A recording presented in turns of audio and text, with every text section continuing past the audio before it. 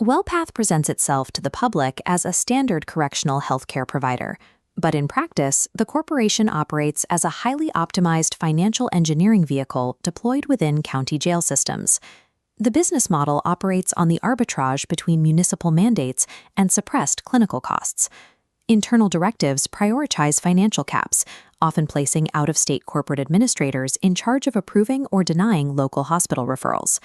When these cost-cutting measures fail, the resulting Eighth Amendment constitutional liability bypasses the corporate shield and lands directly on municipal taxpayers. Inside these complexes, Wellpath enforces strict contractual caps on off-site hospital transfers. To reduce operating costs, they routinely replace registered nurses with lower-credentialed staff operating at the extreme edges of their legal scope of practice. This chart illustrates the liquidated damages paradox using 2024 data from Alameda County. Wellpath found it mathematically more profitable to operate with dangerous staffing vacancies and pay a $2.1 million contractual penalty than to hire the required full-time medical personnel.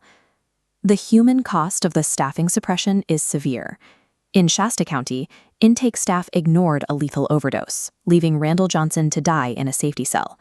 In Alameda County, understaffed nurses tossed medication into Maurice Monk's cell without physical evaluation, leading to a multi-million-dollar legal settlement. This capitated financial model treats preventable mortality as a manageable cost of doing business, making fatalities a documented feature of the financial design. To prevent local oversight, Wellpath relies on a proprietary electronic health record system called IRMA. Auditors estimate the software is 15 years out of date, lacking interoperability with municipal health databases to fracture patient care tracking. When a fatality occurs, the company invokes the Federal Patient Safety and Quality Improvement Act.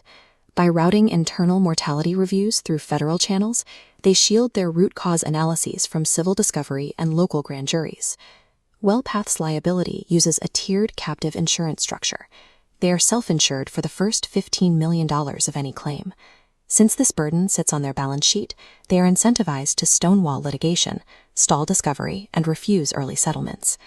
By late 2024, this aggressive defense strategy collapsed under the weight of over 1,500 active wrongful death and medical negligence lawsuits nationwide. Facing catastrophic losses, Wellpath executed a Chapter 11 filing in this Texas federal court. The maneuver shed $550 million in debt and transferred corporate ownership to a new group of distressed debt lenders. By forcing tort claimants into a liquidating trust, the bankruptcy neutralized local accountability mechanisms and capped the financial recoveries available to victims' families.